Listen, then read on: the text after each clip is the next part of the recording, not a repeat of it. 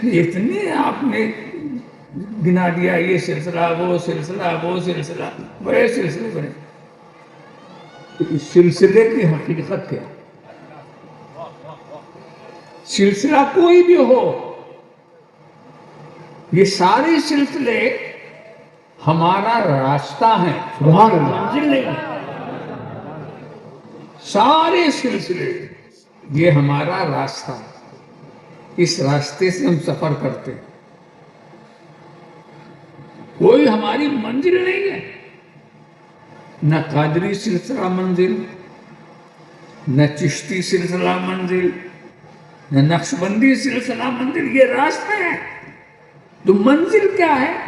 ان تمام کی جو منزل ہے وہ گنبد خضرا ہے. سبحان اللہ. واہ واہ واہ واہ. وہاں جانے کے یہ راستے ہیں.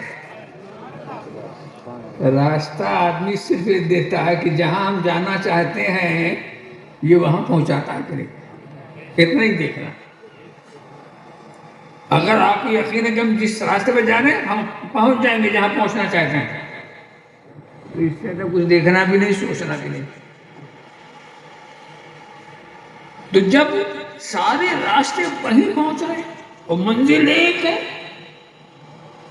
تو ہر مرید، ہر مسلمان سب ایک ہیں. گھر ایک ہے، منزل ایک ہے، عقیدہ ایک ہے، دین ایک ہے. آپ ہم کو دو سمجھتے کیوں ہیں؟ ہم تو ایک ہیں، ایک گھر والے ہیں. نبی کا کلمہ جس نے پڑھ لیا وہ صرف ایک گھر کا، اور اس کو اس گھر کی محبت بھی ہوگی، اسی گھر کی طرف جانے کی کوشش بھی ہوگی. تو میں پوچھ رہا ہوں، یہی پوچھ رہا ہوں کہ سب مرید ہو گئے.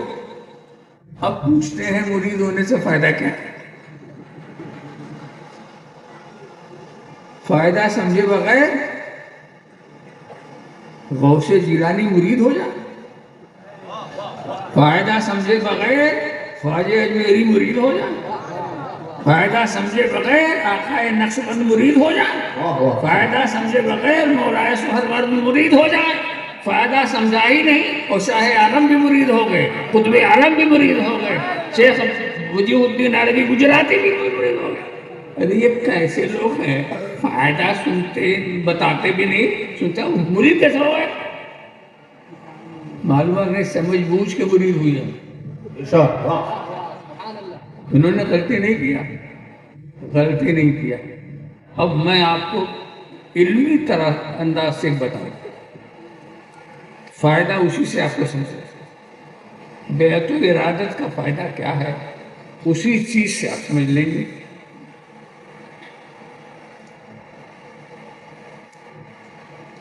حضور نے فرمایا ہے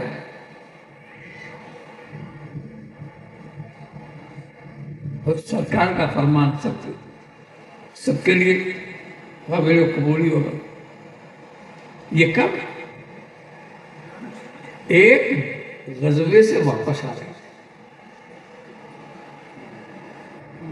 غزوے سے واپس آ رہے، صحابہ کو ہجوم ہے.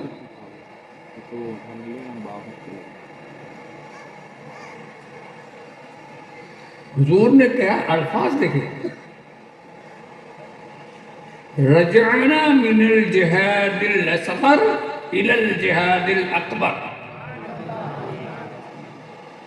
ہم چھوٹے جہاد سے پلٹ کے آ رہے ہیں اور بڑے جہاد کی طرف جا رہے ہیں. چھوٹے جہاد یعنی جو لڑائی جو تیغ و تبر سے ہوتی ہے، جو تلوار سے ہوتی ہے، بندوق سے ہوتی ہے، اس کو حضور کہتے ہیں یہ چھوٹا. اب بڑے جہاد کی طرف جا رہے ہیں.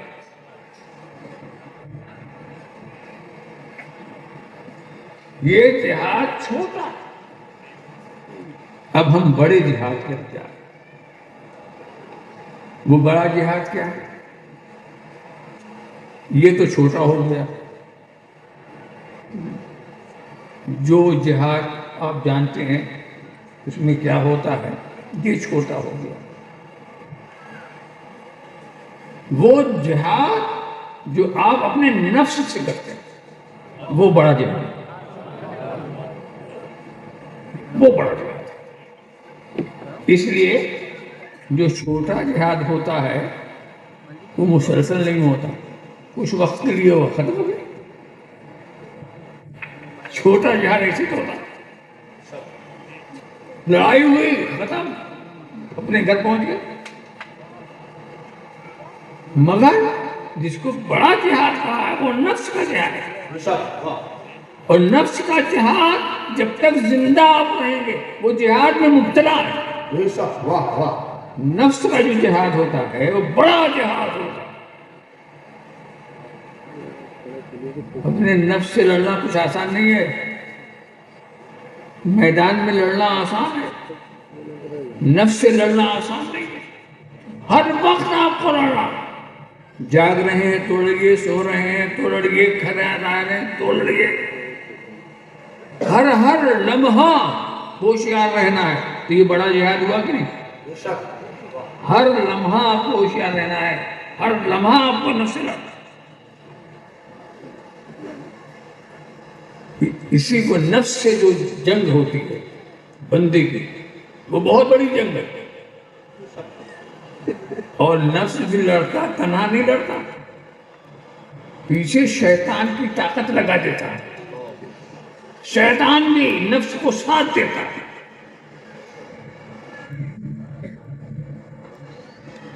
اب جہاد اور لڑائی کا معاملہ آپ بہت سنتے ہیں، اب ہمیں ایک کوئی ایسی لڑائی بتائیے، ایسی کوئی جنگ بتائیے جس میں لشکری تو ہو سپہ سالار نہ ہو، کوئی ایک مثال نہیں۔ جب سے جنگ ہو رہی ہے لشکری تو ہے، سپہ سالار نہیں ہے، چھوٹی جنگ ہو یا بڑی جنگ، کبھی بھی اہل رسالت سے لے کر یا اس سے پہلے سپہ سالار ہر جنگ میں ہوتا ہے۔ ہاں یہ اور بات ہے، پہلے جو سپہ سالار ہوتا تھا وہ آگے آگے ہوتا تھا، اور آج کا سپہ سالار پیچھے پیچھے رہتا ہے۔ واہ واہ واہ واہ، بے شک، آج کا سپہ سالار پیچھے پیچھے رہتا ہے، مگر رہتا ضرور ہے۔ تو جس کو حضور نے چھوٹا جہاد کہا اس کے لیے سپہ سالار کی ضرورت، رہنے کی ضرورت، کوئی جنگ ایسی ہوئی ہی نہیں جس میں کوئی سپہ سالار نہ ہو۔ یہ چھوٹی جنگوں کی بات ہے۔ تو جب چھوٹی جنگوں میں سپہ سالار کی ضرورت ہے تو جو بڑی جنگ ہو، واہ واہ، سبحان اللہ، واہ، جو جہاد اکبر جس کو نبی کہہ رہے ہیں، یہ جہاد اکبر ہے، اس میں سپہ سالار کی ضرورت ہے کہ نہیں؟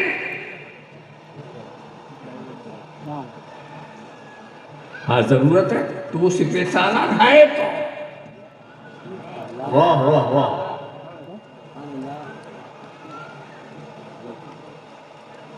جب اس ضرورت کو ساری دنیا مانتی ہے، نہیں کسی نے پوچھا کہ اس جنگ میں سپہ سالار کی ضرورت کیوں ہے، اس سے فائدہ کیا ہے، نہیں پوچھا، سپہ سالار بھائی نہیں ہے۔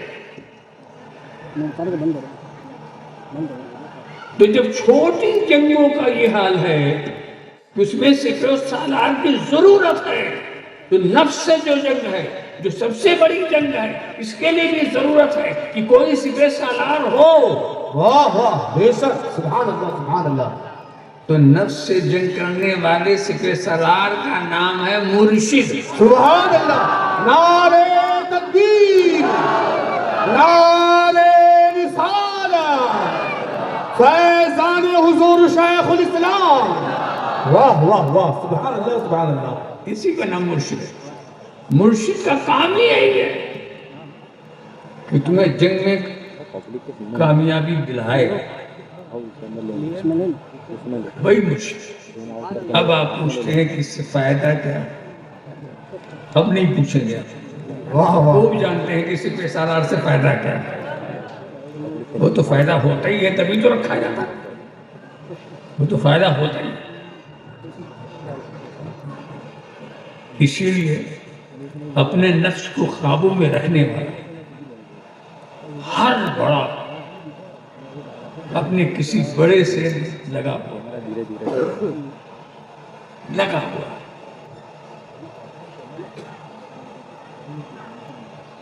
ہم سے کیا پوچھتے ہو؟ ہماری حیثیت ہی کیا ہے؟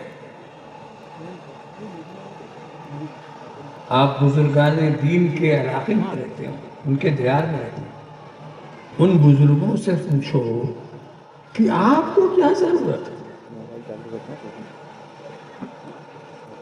آپ کو کیا ضرورت ہے؟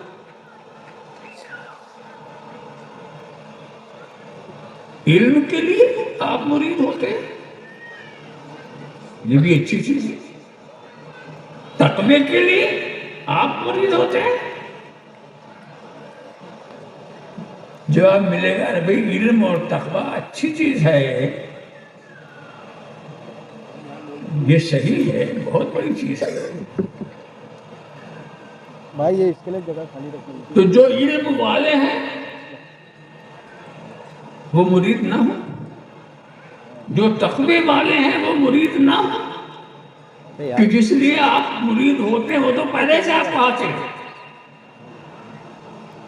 نہیں بھئی وہ بھی تو ہو رہے ہیں، وہ بھی ہو رہے ہیں. جاہلوں کو علم بھی چاہیے، تقوی بھی چاہیے، مگر جو علم والے تقوی والے پہلے سے ہیں ان کو کیا ضرورت ہے؟ جواب ملے گا بھئی علم اچھی چیز ہے، تقوی اچھی چیز ہے، مگر اس کا بچانا. سیو نہیں کرا، سیو نہیں کرا. واہ واہ واہ واہ واہ. علم بچے تب اچھا ہوگا نا. کیا بات ہے، بے شک. تقوی بچے تب اچھا ہوگا. آپ بند کر دیا. اس کا بچانا اس سے ضروری ہوا کہ نہیں؟ بند کر دیا. یہاں فون اس کو ہاتھ میں رکھ دیا. تو ہم جو بزرگوں کے پیچھے چلتے ہیں اپنے تقوی اور اپنے علم، اپنے ایمان کو بچانے کے لیے چلتے ہیں. سبحان اللہ سبحان اللہ، بے شک. اور یہ کام اس لیے ضروری ہے کہ ایک علم والا تھا بہک گیا. ہاں ہاں بے شک. علم والا بھی تھا، تقوی والا بھی تھا، نہ جانے کیا کیا والا تھا، بہک گیا. فرشتوں کے گروہ میں نظر آتا تھا، باہر کر دیا گیا. وجہ کیا ہے؟ ایمان نہ علم سے بچتا ہے نہ تقوی سے بچتا ہے. ایمان خدا کے فضل سے بچتا سبحان اللہ سبحان اللہ، واہ واہ. ہے. جس کے ساتھ خدا کا فضل ہے وہی بچے. بے شک. ابلیس کا بہک جانا سب کے لیے سبب ہو گیا. واہ واہ واہ، بے شک. اب آپ کو تعجب نہیں ہوگا اگر آپ ہم سے پوچھیں گے علم والا کیسے بیٹھ گیا، تقوی والا کیسے بیٹھ گیا، موٹی موٹی کتاب لکھنے والا کیسے بیٹھ گیا، موٹے موٹے بہترین باز کہنے والا کیسے بیٹھ گیا. واہ جب آپ یہ کہیں گے تو ابلیس آ کے کہے گا جیسے میں بیٹھ گیا. واہ واہ واہ، بے شک. کیا کہنا، بہت خوب. بیٹھنا جو ہے، بیٹھنے سے بچنا ہے تو اس کے لیے اللہ کا فضل چاہیے. بے شک. واہ واہ واہ. تو اب آپ ہم سے کبھی نہ پوچھئے کہ پیر بنانے کی کیا ضرورت ہے، کیوں بناتے ہیں. اگر پوچھنے کا شوق ہو تو کبھی حضرت شاہ عالم سے پوچھنا آپ کو کیا ضرورت ہے، کبھی قطب عالم سے پوچھنا آپ کو کیا ضرورت ہے، واہ واہ. کبھی غریب نواز سے پوچھنا آپ کو کیا ضرورت ہے، قطب الدین بختیار کاکی سے پوچھنا آپ کو کیا ضرورت ہے، آقا نقشبند سے پوچھنا آپ کو کیا ضرورت ہے. جب ان علم و تقوی کے پہاڑوں کو ضرورت ہے واہ واہ واہ. تو ہم جاہلوں کا کیا حشر ہے. واہ تو اصل مقصد یہ ہے اس سے مرکزیت کا قیام ہوتا ہے. واہ، سبحان اللہ. یہ ہے مرکز جب نہیں ہوگا تو ذہن بھٹکتا رہے گا. کسی کے ساتھ بھی آپ جا سکتے ہیں، اور مرکز ایک ہو جائے گا، طریقہ ہے۔ لوگ پوچھتے ہیں کسی سے، جواب نہیں ملا، دوسرے سے پوچھیں گے، وہاں بھی نہیں ملا، تیسرے سے پوچھیں گے، ان کو تو جواب چاہیے۔ اور جب کہیں نہ ملا تو اپنے دماغ سے پوچھیں گے۔ اب یہیں پر شیطان آئے گا، یہ تو اپنے دماغ سے پوچھ رہا تو اب اس کے دماغ میں کیوں نہ سما جاؤں؟ تو مرکزیت کا قیام جو ہوتا ہے، ایک مرکز بنا لو۔ کسی بھی مرید کو کوئی دھوکہ دینا چاہے، ارے بد مذہبوں کی صحبت میں نہیں جانا چاہیے، بد مذہبوں کے ساتھ اٹھنا بیٹھنا نہیں چاہیے، صحبت بہت بڑی چیز ہوتی ہے، بد مذہبوں سے دور رہنا چاہیے، ان سے محبت والا تعلق نہیں پیدا کرنا چاہیے، یہ تو آپ بتا رہے ہیں۔ اور شیطان سوچتا ہے کہ جب یہ سب کرے گا تو میرا کام کیسے چلے گا؟ وہ آخر میں جب آپ سے کوئی پوچھے گا نا، آپ کو جواب نہیں معلوم، تو آپ کے دماغ میں آتا ہے اچھا پیر صاحب سے پوچھ لیں۔ یہ دماغ میں آیا، شیطان پھر ہو گیا کہ اب یہ تو کھسکے گا نہیں۔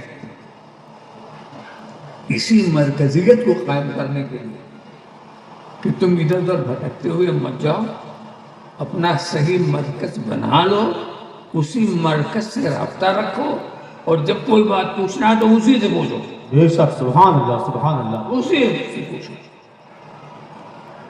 اور جو لوگ بھٹکتے ہیں ان کا کوئی مرکز نہیں ہوتا، اپنی سوچ، اپنا دماغ، اپنی سمجھ، اس لیے وہ بھٹکتے رہتے ہیں۔ تو اسی لیے بزرگوں کے ہاں یہ بات رائج ہو چکی کہ ہر شخص کو کسی نہ کسی مرکز سے وابستہ ہو جانا چاہیے، بزرگان دین کے مرکز سے، بزرگان دین کی ذات سے وابستہ ہو جانا چاہیے، اور جب وہ وابستہ ہوگا اس کی مرکزیت قائم ہوگی، اور پھر جب کوئی سوال اسے کرنا ہوگا وہ اپنے مرکز سے پوچھے گا۔ سبحان اللہ، بے شک۔ تو سب سے بڑا فائدہ یہ ہوتا ہے کہ آپ کی مرکزیت متعین ہوتی ہے۔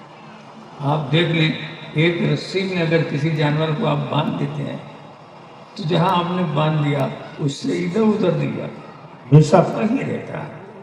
تو آپ نے کیا یہ بکری کو باندھنے کی کیا ضرورت؟ ارے بھائی میری بکری ہے، تجھے فکر کیوں ہے؟ واہ واہ واہ، کیا بات۔ یہ بکری کو باندھنے کی ضرورت کیا؟ تو فکر مند کیوں ہے؟ ارے میں نے اس لیے باندھا ہے کہ یہ مجھ سے دور نہ ہونے پائے، واہ واہ اسی لیے باندھا ہے کہ غیروں کے قبضے میں نہ جانا پڑے، واہ واہ، کیا اس لیے تو میں نے باندھا ہے۔ اس مرکزیت کی ضرورت ہوتی ہے، پہلے آپ مرکز بنائیں گے تبھی تو اس سے وابستہ رہیں گے۔ لہذا سب سے بہتر چیز یہ ہے سمجھنے کی کہ جب یہ جہاد نفس کا سب سے بڑا جہاد ہے، ہمیں اس کا ایک سپہ سالار چاہیے، اور وہی سپہ سالار کا نام ہے پیر و مرشد۔ سبحان اللہ سبحان اللہ۔ مگر ایک بات مت سمجھ میں، راستہ پوچھنا کوئی برائی تو ہے نہیں۔ ارے بھائی بڑودہ کدھر ہے، بھروچ کدھر ہے، احمد آباد کدھر، پوچھتے ہیں کہ نہیں؟ جو نہیں جانتے وہ پوچھتے ہیں۔ اور اب تو لائن لگی ہوئی ہے، ہر جگہ بورڈ لگا ہوا ہے، سب لوگ اسی کو دیکھ کے سمجھ لیتے ہیں۔ تو یہ ہے ہی ہے، کون کدھر جا رہا ہے، کون کدھر جا رہا ہے، جو جدھر جا رہا۔ تو اب راستہ اس سے نہیں پوچھا جاتا جسے خود راستہ معلوم نہ ہو، ہاں ہاں، بے شک، کیا بات ہے۔ راستہ اس سے نہیں پوچھا جاتا جسے خود راستہ نہ معلوم ہو، راستہ اس سے پوچھا جاتا جو راستے کو جانتا۔ سبحان اللہ، بے شک۔ تو ہمارے بزرگان دین اولیاء کرام جو ہیں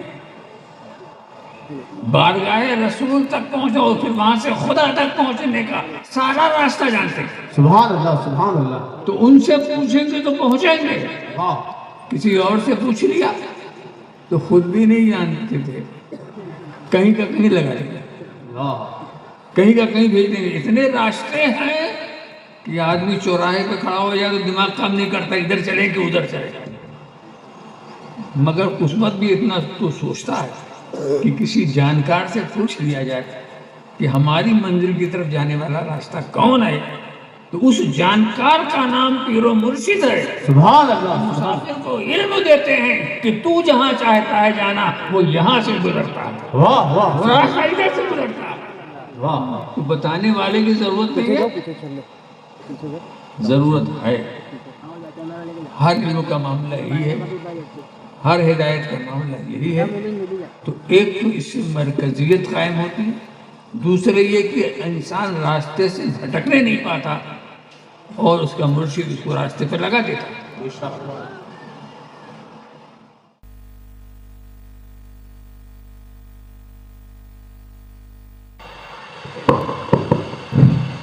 ماشاءاللہ، سبحان اللہ۔ الحمدللہ ہم نے آج کی اس محفل میں پہلے سوال کی شکل میں حضور شیخ الاسلام کی زبان سے حضرت کی اس محفل میں ہم نے یہ جاننے اور سمجھنے کی کوشش کی کہ مرشد ہوتا کون ہے اور مرشد کیوں بنانا چاہیے، اس کی کیا اہمیت ہے، کیا افادیت ہے۔ حضرت نے مختصر سے لفظوں میں بڑے اچھے انداز سے ہمیں بتایا، جس طرح ایک جنگ کے میدان میں سپہ سالار کی ضرورت ہوتی ہے اور وہ سپہ سالار اپنے